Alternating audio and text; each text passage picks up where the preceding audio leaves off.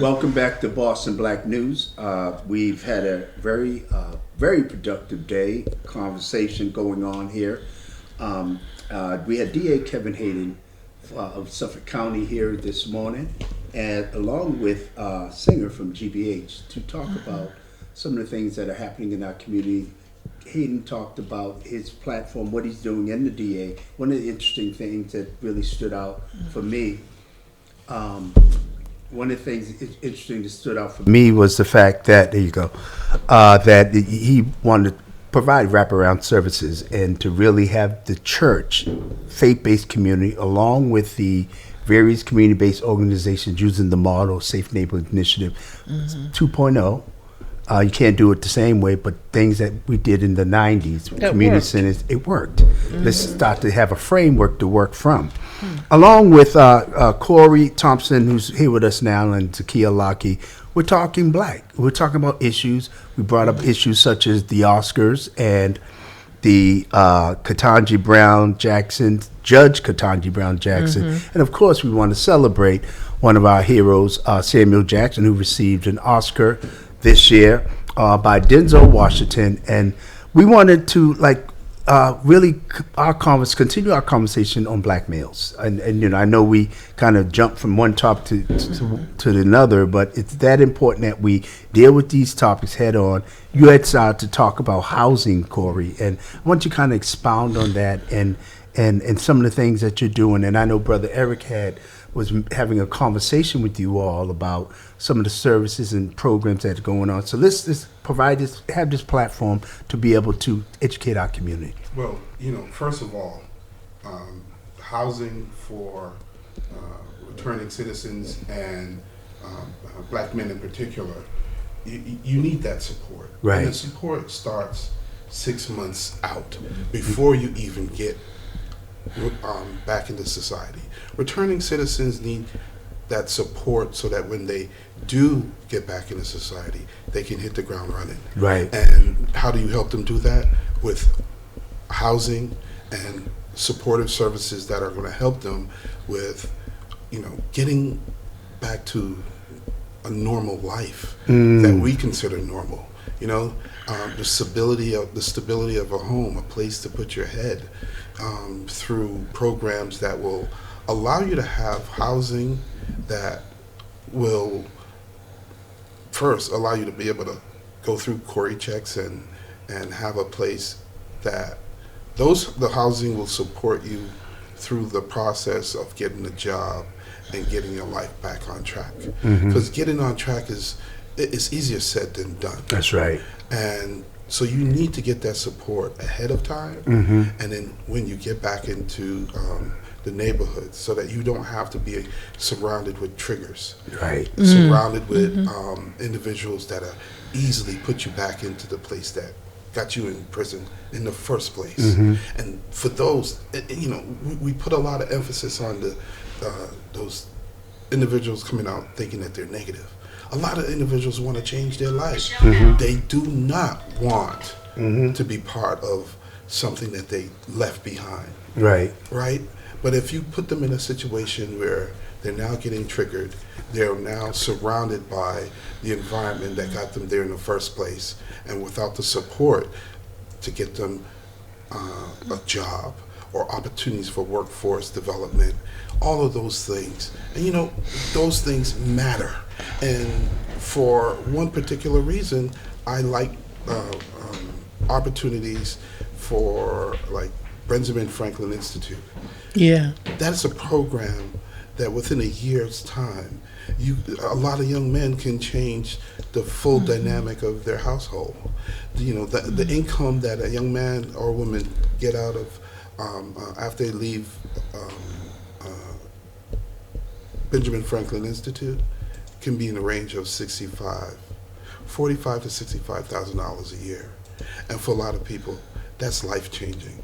So now you have two people in your family that are income earners, one that's at the youngest of the age and one that's already been there. And this is in the typical household that we find in Roxbury, Dorchester, Mattapan, and uplifting those individuals, giving them the ability to make a decent wage. It may not be enough money to put you on those penthouse, but it'll be enough to support you with others in order to get you back on your feet. And that's what we really need to focus on, subsidizing the housing for those that truly need it, and then also creating programs that will support that effort all the way along, because it's not a sprint, it's a marathon. My father used to tell me that all the time, that life, we needed to be marathon runners, not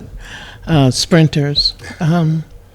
But so much of what you said, everything you said, I can relate to, and also just support by saying we've got to be able to go door to door talking to people, because we're not reaching enough people in our community with this life-saving information. Like, being able to tell people, listen, if so-and-so, if your cousin, brother, whoever, sister, mother is coming home from prison, you got to surround them in an atmosphere of recovery, whether it's substance use disorder, mental health, or recovery from lifestyle issues. You know, we like to say, if the drugs don't kill you, the lifestyle will, to try to reach people. So we don't want them to have to feel like they have to sell drugs when they get back, because that's the culture of the household. Yes. But we don't want the culture of the block. We want them to have a stable foundation, and it's going to take faith community organizations and benevolent organizations like the Masons to adopt folks. Say, you know what, we're with you from beginning to the end. Yes. And when you also pair individuals with success stories, individuals that have been re-entered into society successfully, and let each one teach one. Each one teach one. Each one teach one is a philosophy that I learned in Project Reach years ago in '89 through 96. Look at you smiling. Because it really, that was part of our mission as a Project Reach scholar. You have to give back to your community. And as someone that transitions through a process of re-entering successfully, I'm sure they will be happy to share their good and their success with others that need it. And if we set up individuals for failure by not having the right environment, it really can it goes against, it's self-defeating. Well, especially for those of you who follow Jesus the Christ, who said, forgive them, how many times was it? 70 times, 70 times? But yet we have housing situations for people in shelters. If they mess up one time, and we know they're addicts, right? We know they're people who are coming home from jail. But if you mess up one time, you're out of this housing. I found that out the other day, and I said, what kind of paradigm is that? I mess up all the time in my life. And thank goodness people don't just kick me out of whatever situation it is. They help me get back on track. That's right. And that, would you guys both agree that reentry is a two-pronged fork? It's not just on the people who are being released, but it's on the community too. They need to learn how to receive the people who are reentering into their neighborhoods. An atmosphere of recovery, Right. and we have to talk about what that's like. So if someone is coming home from jail today, do you throw them a party with alcohol and marijuana and stuff like that? Maybe not. Even if you don't think that they have a problem with drugs, they might. There is a high percentage of overdoses when people their first week getting out because that's what they've made me been talk about detoxed for 5-10 years, and then they go back out and their boys want to welcome throw home, and then they end up overdosing. Yeah. And that goes back to that, going back into the environment that got you there in the first place. Yeah. So we break that cycle and we build a new village. So where do we start, brothers? Where do we start? you start with at home. You start with yourself. And that, I mean, when we reflect on what we can do, we can then make a change. So I somebody's asked- coming out of prison. No, it's a little deeper than that. Yeah. It's a little deeper than that for me. If I can make a change in my community, Mm-hmm. it starts with me. That we got to take accountability for everything that happens in our community. So don't just put it on the returning citizen. Don't put it on the government. Don't put it on somebody else. No. First take control of your life. And when you do that, you can help others. And it really, really means, it's a big ask for the community. And I'm asking people to reflect on who they are. Because if you reflect on who you are, then you will see the community as a whole get better. Because you're not going to give support to someone that you can't see reflected in yourself. That's human nature. So if we can really abut we can really make change when it starts with self. And I'm not talking about a selfish kind of love. It's a humanity kind of love. The agape love, I believe some people call it. Self-love to help others. Love yourself. How's that saying go? Love thy neighbor. As thyself. There you go. So again, I hear you. But what would be our first step? Say the three of us leave the station and go have a meeting, and we're going to start a program. Or we're going to start talking to our community first, I guess? That's right. Okay. And that's what we're doing today. All right. And I've been preaching that from the highest chair that I could find. Because, and then a lot of times, there wasn't even a chair. I had to be like Harriet Tubman. If there's not a chair at the table, you bring a folding chair, because no one was talking about it from So, first position. as someone who has been incarcerated, if someone is coming out tomorrow and they need resources, how is it that you're going to speak to the community to say what? That's going to help this guy that's getting out tomorrow?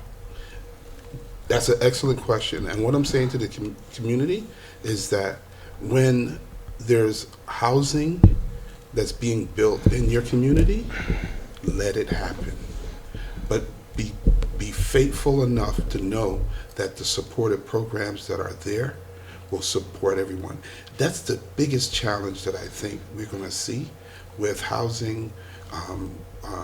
People don't want it in their neighborhood. I work with that a lot as a member of the Roxbury Neighborhood Council. It's a misnomer. It really is a misnomer, because a lot of misunderstandings and wrong opinions about what truly happens is spread, and it's just fear. But fear is part of human nature. We got to make sure that the community is not afraid, and not afraid of themselves, their brothers and their sisters. I would have to say, Corey, sitting on both sides of this, or being able to see two-headed from the neighbor association side as well as the family member of returning citizens, oftentimes we're given really poorly planned programming. And the neighbors say, listen, the history is that we let this guy open up 3 years ago. The place turned into a drug house, a house of prostitution. Now you want another one there. That's one of the things we're facing. And to that point, this is why I'm saying it starts now. This is the moment to say it's not going to be done the same way. Yeah. And that's what I mean by spreading the word. We have to be very intentional about the way we go about things now. About putting these programs together. Matter of fact, sister, let me finish. Programs weren't necessarily built by the people that need them. And like the young man, Eric said, insight from someone that's been if you had to walk through his moccasins, and he's a success story, and he is a blueprint Right. of how to do it. And that's what I'm talking about. I'm not talking about the past. I'm trying to forget the past, but not forget it. Learn from it. Learn from it. I hear you, brother, but it's feeling kind of insulting to hear that when you say that, when I'm saying neighborhood associations are saying, Zakiya, you want us to let Corey build something that Ron built 3 years ago and failed, and it sounds like the same model. They have to be able. They have to be able. They have to be able to bring up. I'm part of West of Washington, the neighborhood association. I'm the Okay. vice president of West of Washington, along with Laquisa. And the work that we've done in our community is a community of engaging for all. And it's a change. It's a difference. When we sit down, and I feel so blessed that I'm in a group of individuals that truly care about the community that they're in, that they do not exclude and they include. And we've had issues like that. Exactly what. Tell us what happened. I'll tell you what happened. We went to the houses that did not support. What we did was we identified those households and addressed it. I can't say exactly how, but we addressed it. And we addressed it by shutting it down. We addressed it by putting a light on it. We addressed it by what I'm doing right now, spreading the word about the good change to come.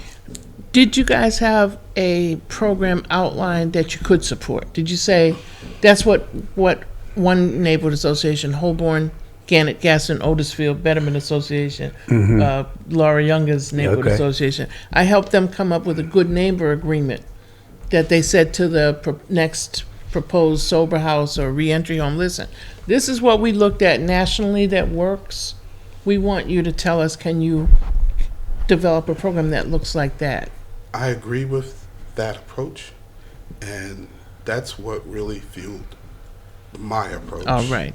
And it's not, when you start talking about housing and you start talking about reentry and workforce development, it is a 3-year process. 3-year process.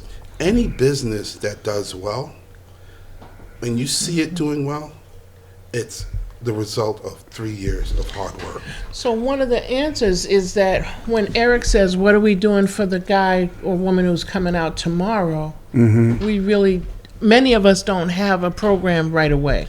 Right. But you are working on something that all of us can learn from. And I'm learning from Eric. All right. And all Eric right. has been invited to the table. Okay. And that's what I'm talking That's what about. that's inclusive. Inclusive. Yeah. Designed for us, by us. Wow. I'm talking about people of color. Right. You know, a lot of programs that you see don't stem from those who actually need it the most. That's right. And it comes with it does, when you create something for your community, it comes with a certain level of understanding. And it comes with a certain level of empathy that others cannot have. Because unless you can walk through someone's moccasins, you truly can't know their story. Right. And if I have never been incarcerated, but I supported the work that goes around helping those who have. Right. And because I haven't, we invite those who have and hear their story.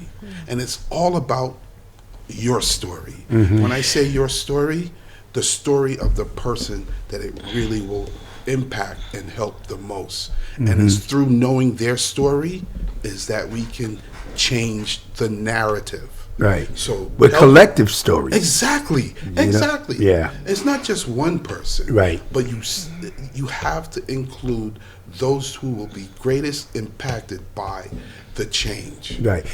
And, you know, I had mentioned the things we did back in the 90s, how we cannot do it the same. And that's to your point, what you had just mentioned, that change. It's like, and I think the part of that process is the intergenerational connection.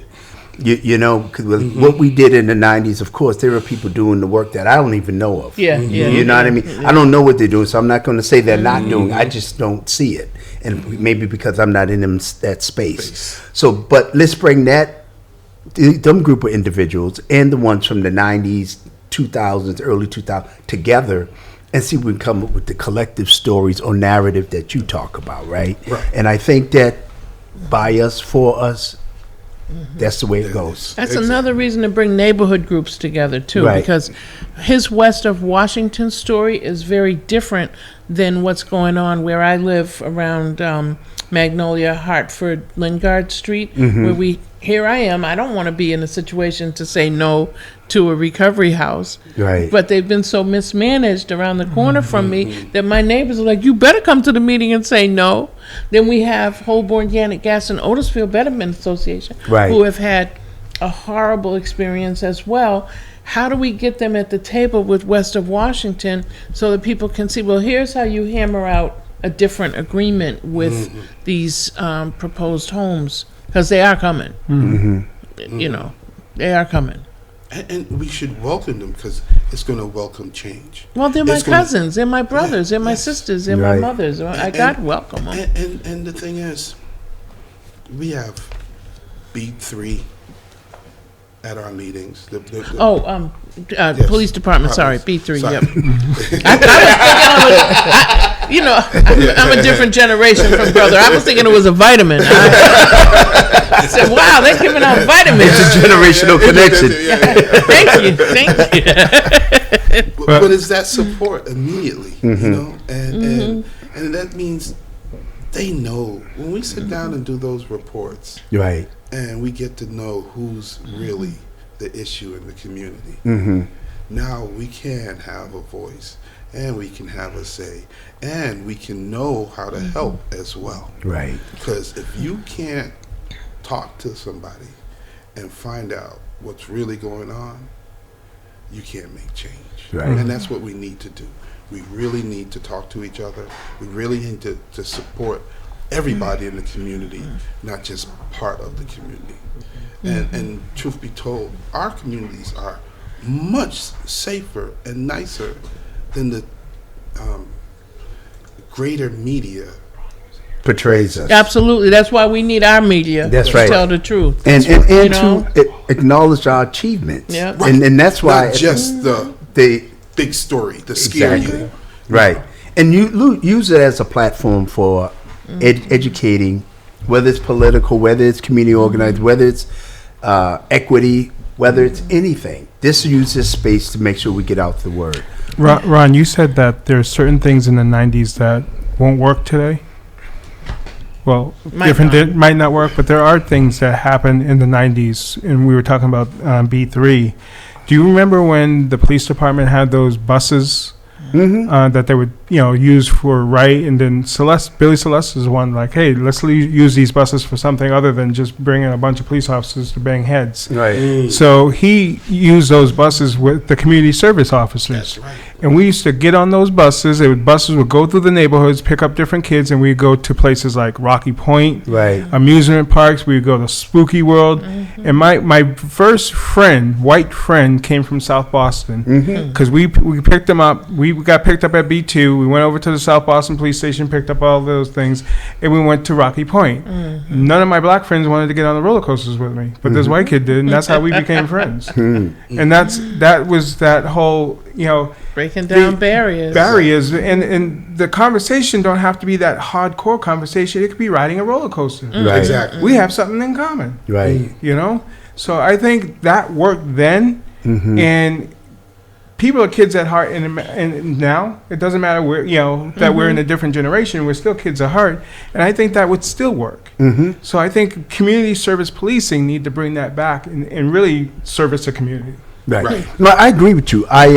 What I did say was that it may not work, but I do think that there are things that need to that be did work and should that come did back. work and should come back, and to make modifications or tweak it. Yeah, so Well, let's make yeah. a commitment to get some of those activists at this table. Yeah, definitely. I think that's really good, Zakiya. I mean, I actually spoke to Kevin Hayden. I said, Okay. you should call a meeting of all the folks from that generation to the next generation and bring them in the room together. And then you could break up into various groups.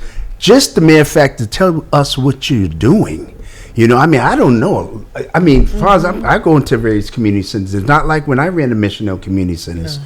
You know what I mean? I mean, it used to be young people, older folks. They had PAL back then, Police Athletically. Yeah. They still have PAL. I believe Chris Biner is the director of it. But I'm not sure what they're doing. I don't know. No, we have to find out. We and have tell to find the people out so we can tell the who's people. doing what. And I think because of the pandemic, a lot of people were hidden. They were already hidden, but now they disappeared. They disappeared, right? So we got to bring them to light, you know, because I think that'll be helpful for our community. 617-282-0685. We're here at Boston Black News. During this conversation, we're talking black talk. What's going on in the black Massachusetts, black Boston, which has changed. Let's have that conversation, which has changed. Brockton, Randolph, Fall River, New Bedford. Greater Roxbury, you mean? You know what I mean? I would say black Boston is these different demographics. Yeah. It's not just Roxbury, Dorchester, Mattapan, No. tweaks of Hyde Park and, you know, whatever, Mission Hill, blah, blah, blah. Well, Mission Hill's not even like it used to be. I mean, I went down there.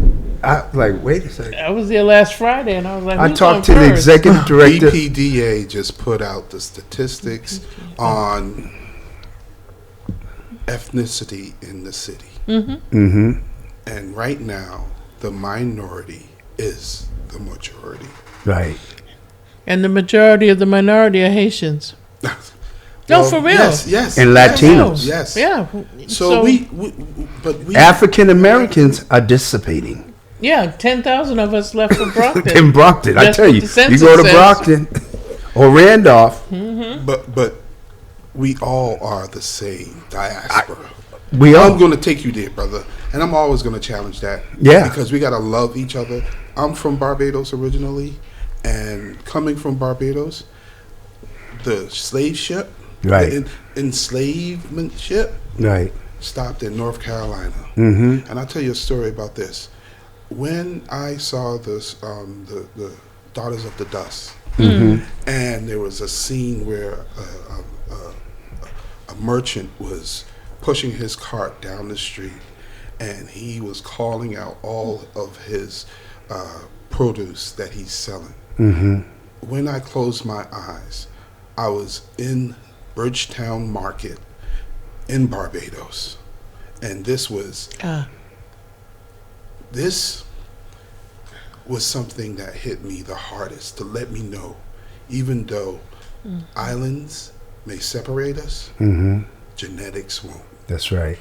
We are all the same, Yeah. and we got to remember that. So our power is in unity, and unity is our power.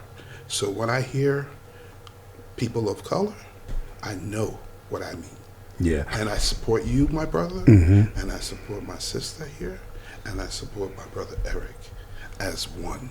Right. Because when we start further dividing who we are, we're weakening our power. Right. And that's the message I would like to portray and demonstrate and take action.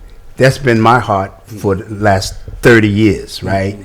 But I don't feel it coming back. Yeah, I don't feel it See, coming back. see what I'm saying? Yeah. And I'm going to push back on it because this is where we can make that happen. Right.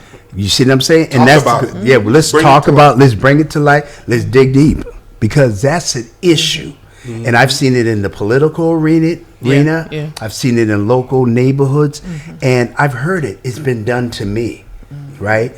But I managed to become the chameleon, to come in the room and adjust, because that's my personality. But there are folks who may not be able to do so for whatever reasons. Let's have that discussion. Yeah.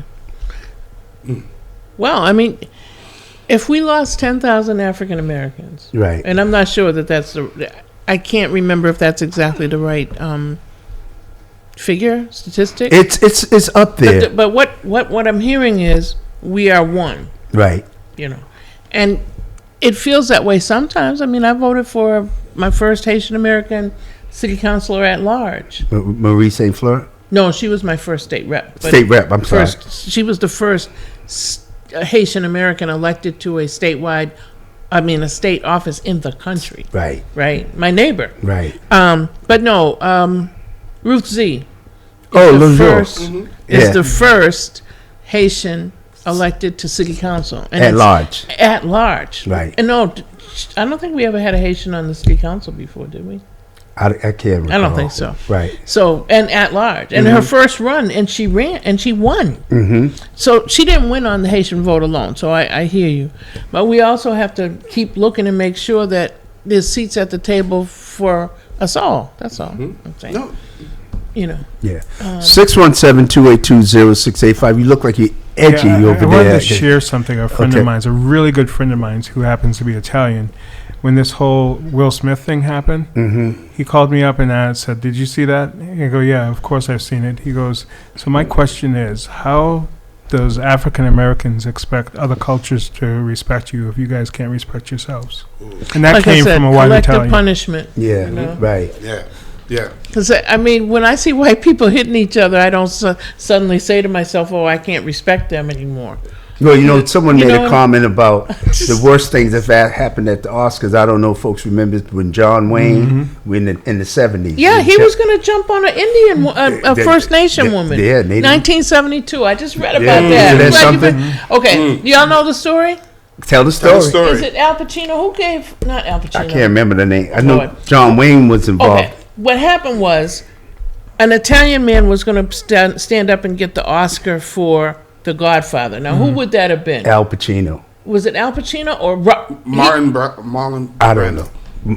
I can't remember who stepped back and gave the statue to the Indian woman. Right. But she stood up and said, "I am here to talk about how Europeans have destroyed what we had here on Turtle Island as Okay.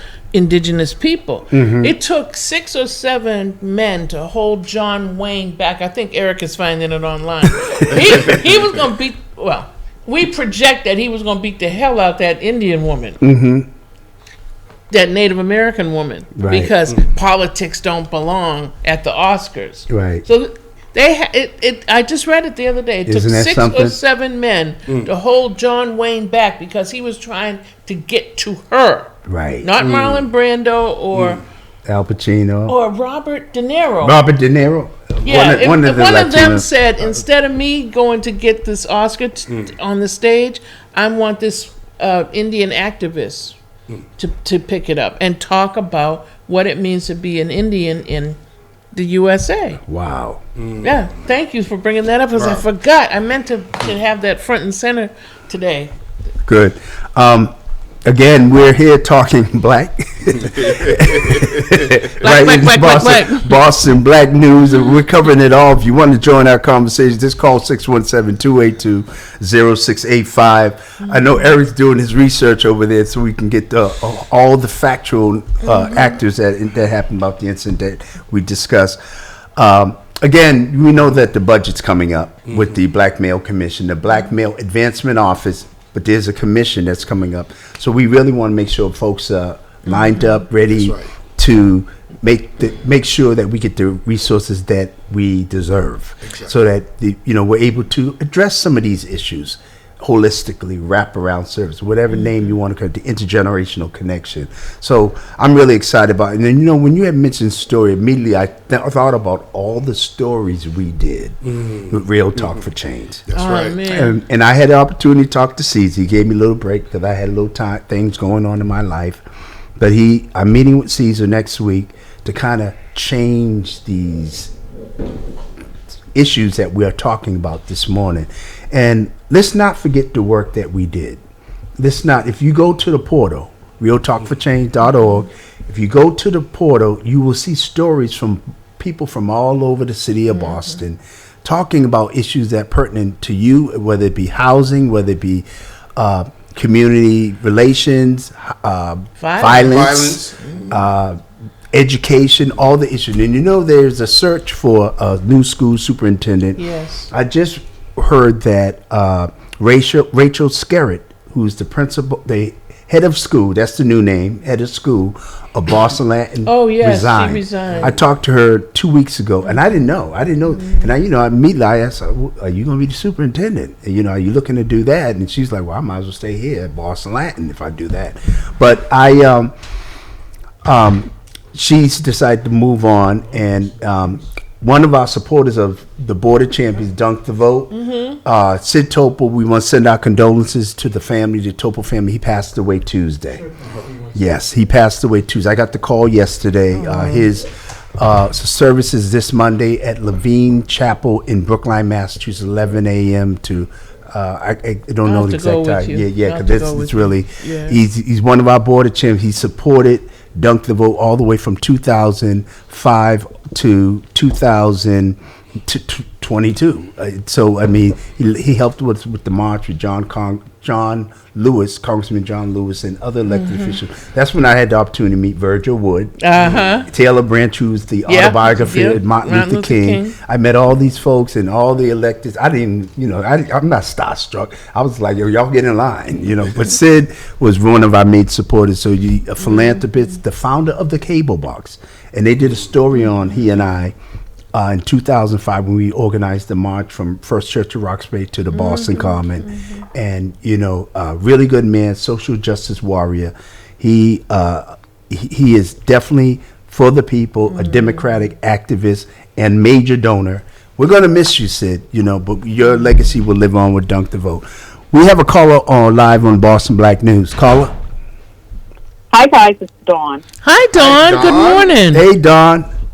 Hi guys. We're talking about the Oscar situation with the Native American woman, and it's interesting because I just posted something on Twitter about it a couple days ago.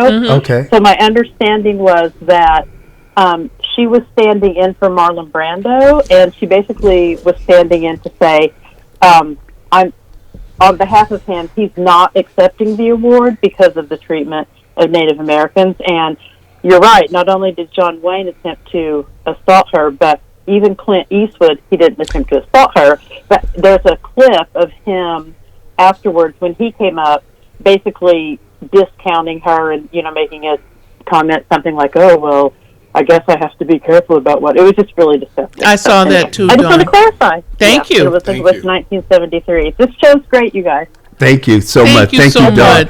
Dawn is also one of our social warriors That's with right. Dunk the Social Vote justice warrior social woman. justice warriors, and we're really excited. And thank you for clarifying it here. Again, we are able to use this platform to educate each other, learn from each other, and teach one another, right? And so, let's continue this conversation. I know we jumped off the Black Male Commission. But there are other commissions that are going on. There are job opportunities in City Hall. We need to make sure we get that information out there. And I know we are going to be working on a brochure for Dunk the Vote to talk about the constitutional offices and all the different activities and programs, so we can have it in a one-stop shop, whether it be on our website or a hard copy. I know some of us may not have the technology skills, which we're looking to have people learn about that. But the stories we had at Real Talk were really collective stories, and we need to use that portal. We want to encourage people to use that. Why repeat it? Richard Clater is ready to move on something that we brought up at the last meeting we had with Real Talk for Change at MIT, and that is that we want to present the portal to neighborhood organizations and social service agencies, health centers, as a development tool. That the development office, when they're writing a proposal, they can go into the portal and find talks about issues that might move their funders or something. You know what I mean? Right. Like if they're looking, they can quote voices from the portal on affordable housing and violence prevention, that kind of thing. Even that, right.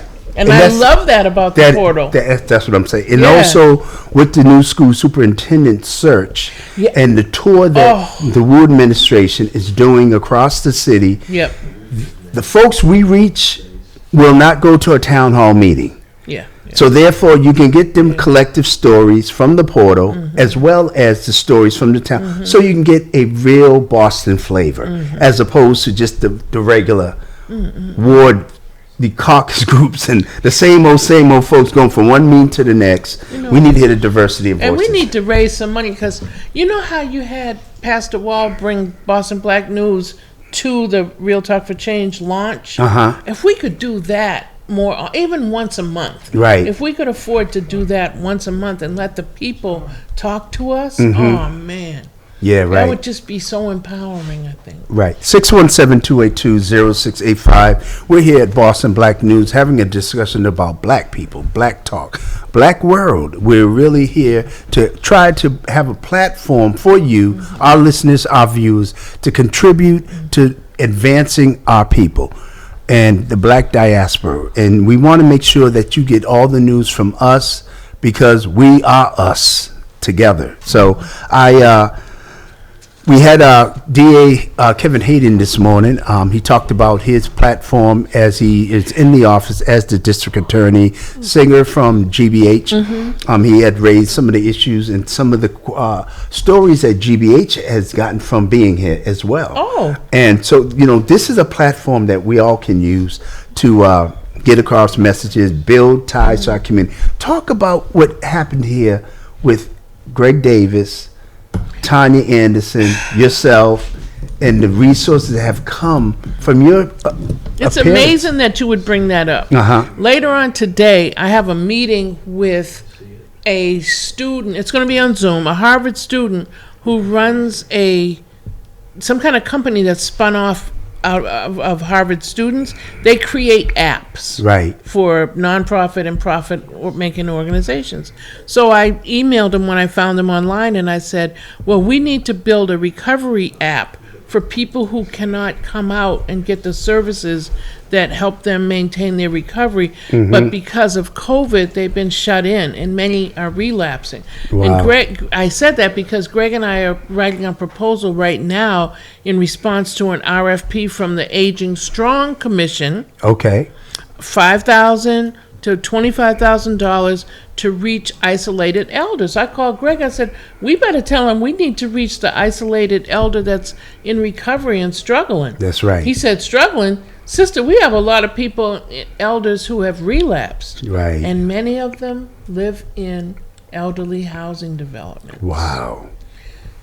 So bringing it full circle. So we're knee deep in the middle of this proposal. But because of Greg Davis being on this show with you on December 18th, at the same time that our newly elected city councilor Tanya Anderson was. District 7, which is where our beloved Recovery Center, Metro Boston Alive's Marcus Garvey Center sits. She was able to get us a grant of $5,000. And then at the next thing you know, we were being looked at by the Greater Boston Council on Alcoholism for a $7,000 grant.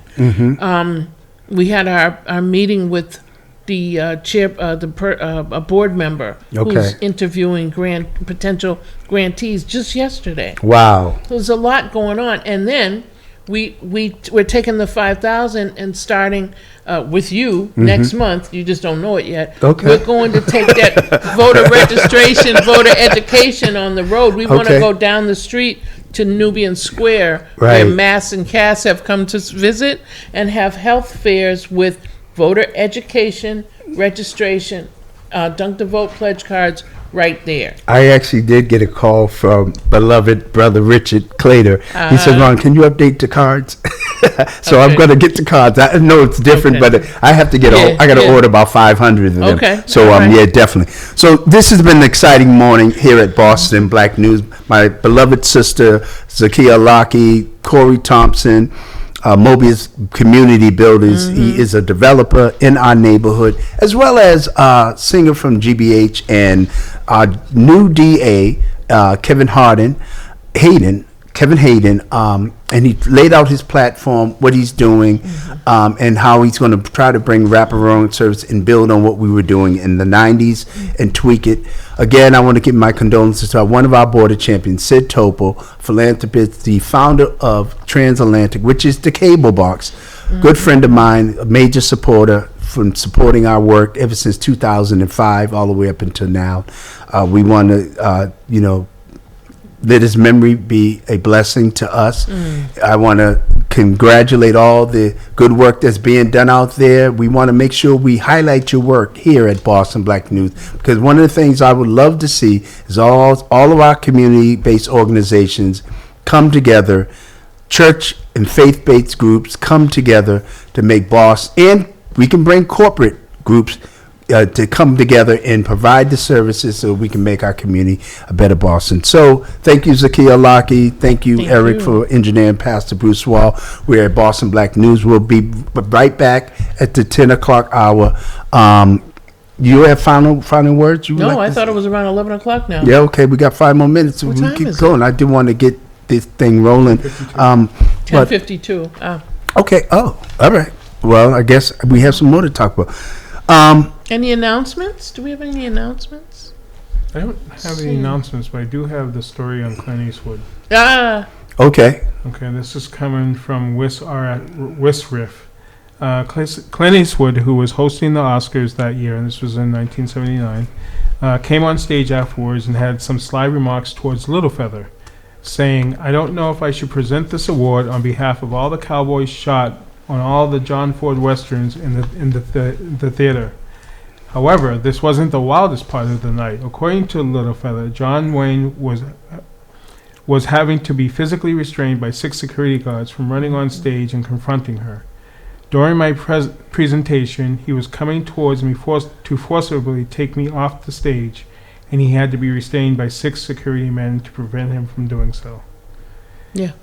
So I'm glad. So let y'all know that it's only not black folks that backed up at the Oscars, so that we don't be the only ones. They want to put that out there. Right. And nobody said take the Oscars away from white people. They can't handle it anymore. Did they take their Oscars? Yeah. Well, I'm glad Chris Rock didn't. I'm glad he restrained himself. I really do. He did get the blessing out of all of this. His tickets rose. They skyrocketed. He made some money. Oh, and Corey has to go right now, so you can just give me your papers before you leave.